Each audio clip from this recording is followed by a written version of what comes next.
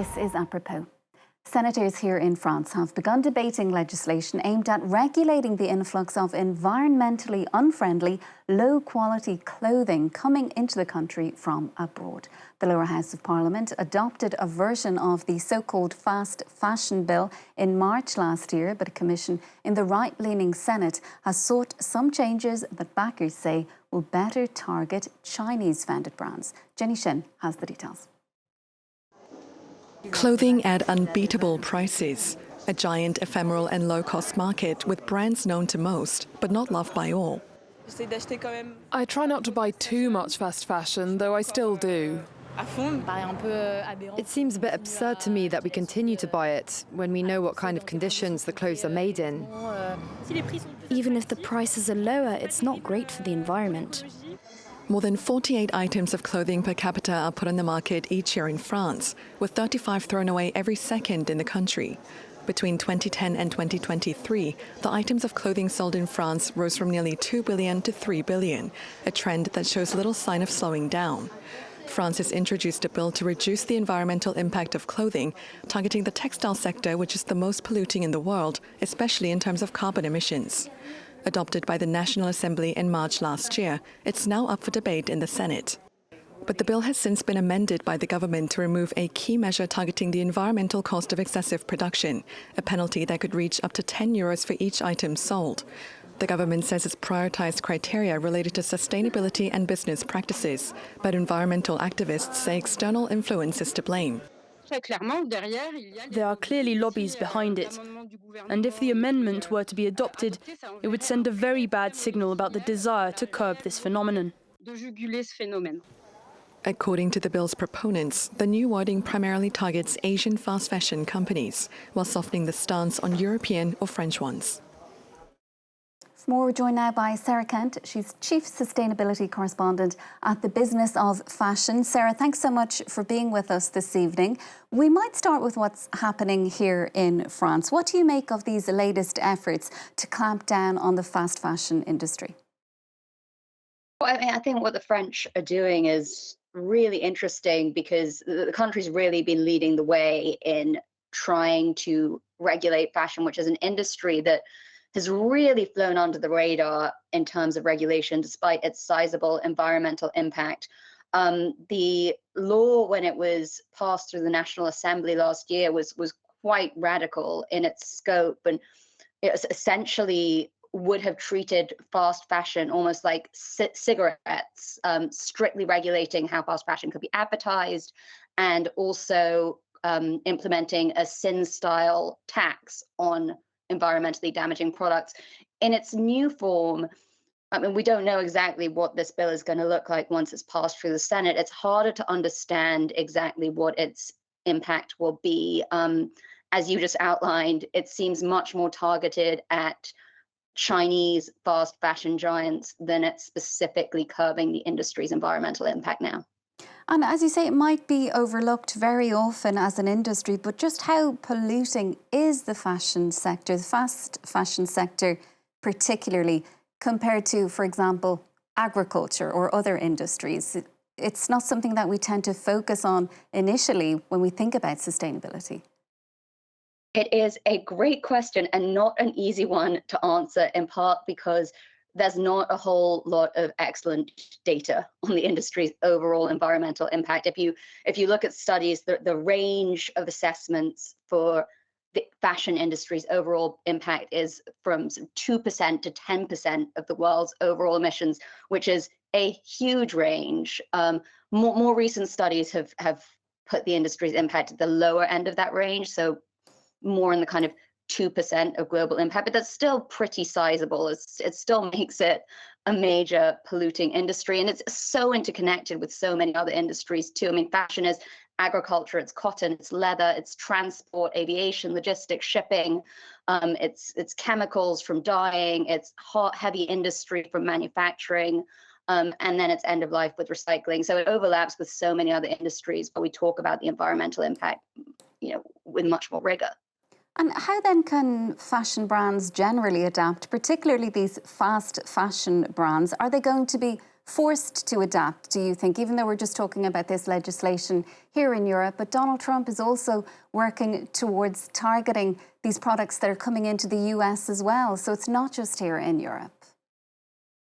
I think I would separate the efforts on the environmental impact from what Donald Trump has done in the US in terms of tariffs, which are not so much focused on sustainability at all and more on trying to curb competition from Chinese brands. So in the US, what they've done is try and close a tax loophole that allows companies that ship packages with a low value under $800 into the country with no taxes, with no import duties. They've closed that loophole, which was very beneficial to companies like Shein and Temu, which sell lots of low value products. So most of what they send into the country fell within this loophole.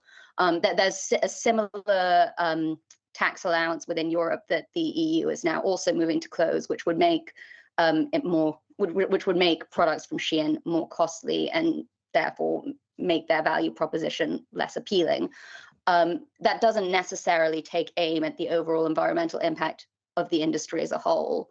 I do think that there is lots the industry can do to improve its impact, even within this current business model. Even your Sheins and your Temus, they can operate better than they are now. They can, electrify their operations. They can try and use renewable energy instead of relying on local grids that may be coal-fired. That can make a big difference. But I think the elephant in the room that you're alluding to is that fundamentally, if your business model only works, if you keep selling more and more stuff faster and faster, you cannot consume your way out of this problem. And so ultimately, you cannot claim to operate sustainably. Yeah, because it's a bit of an oxymoron, I suppose, when we talk about fashion and sustainability, because how do you actually go about convincing an industry that depends on consumers constantly buying more and more clothing? We see some developments at the higher end of the industry, the kind of high fashion brands, but it's a very different story when we're talking about those lower branded products that are coming into France, into Europe, from China constantly, hundreds of flights per day, seemingly, if we look at the data.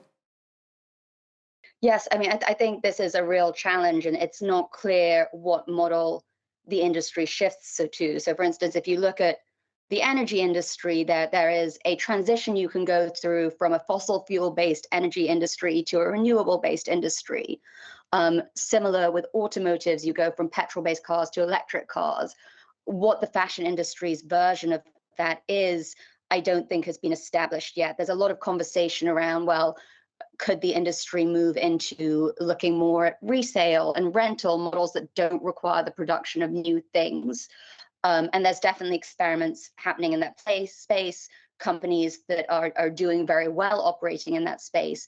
But there is yet to be a fashion brand that has made its business in selling new clothes show that it can make a meaningful amount of sales and product profits through resale, and so that they can make that transition. And how then can consumers be convinced, Sarah, to behave more responsibly? And have you seen any kind of notable shift in attitudes? Yes, and I think it varies from country to country, and that there are cultural differences here too. Depending on where you live and what the vibe is really. I think in places like France, for instance, resale is very mass market now. It's very commonplace. In the US, it's also very interesting. Secondhand shopping has been booming, and even just in the last 2 months since the Trump administration introduced its new tariff regimes, there's been a mass influx of consumers signing up to resale sites, anticipating that the cost of new goods would rise, and therefore the attractiveness of secondhand clothes has gone up. So I think that is a very interesting cultural shift that we're seeing. And consumers that are conscious, I think sometimes will shop with their wallets, but I think one of the things that we've seen evolve over the last few years as this conversation around sustainable fashion has grown is that this is a really confusing space. There's been a lot of greenwashing. It's very hard for consumers to know what is true or not. Often clothes that are, quote unquote, more sustainable and more expensive, they're not accessible to everyone. So I would say the best thing a consumer can really do is just try and shop mindfully, less sustainably and more think, do I need this item? Will I wear this item many times? Will it stay in my wardrobe as a loved piece for a long time? And I think that's the most sustainable way you can shop at the moment. And Sarah, what role then does regulation play? It's a complicated area as well, because there's also political pressure being applied, and as we saw in our report, lobbying as well, coming from all directions. So just to deal with this, how do legislators actually deal with it on, firstly, national level, but also on a more EU level? I think that's a really tricky question, especially now because this topic is becoming increasingly politicized. And you've seen that at the EU level, where regulations that have been brought in designed to make companies across all industries disclose more about their environmental impact and take more responsibility for pollution in their supply chains look likely to be rolled back and weakened because they may make businesses less competitive. And so there is a big business lobby that is pushing back against tougher regulation. At the same time, I think because many of the measures that will be required to make industries operate in a more environmentally friendly manner will require investment and may result in lower profits in the short term because you're having to make long-term investments. Without regulations that incentivize, support, and require those changes, it is going to be very, very difficult for businesses to do that alone, even if they want to, because they do see risk from failing to address the climate crisis. So regulation is critical here, but it is a hugely political issue, and it is it's going to be one of the big challenges of the coming decade, how politicians navigate this.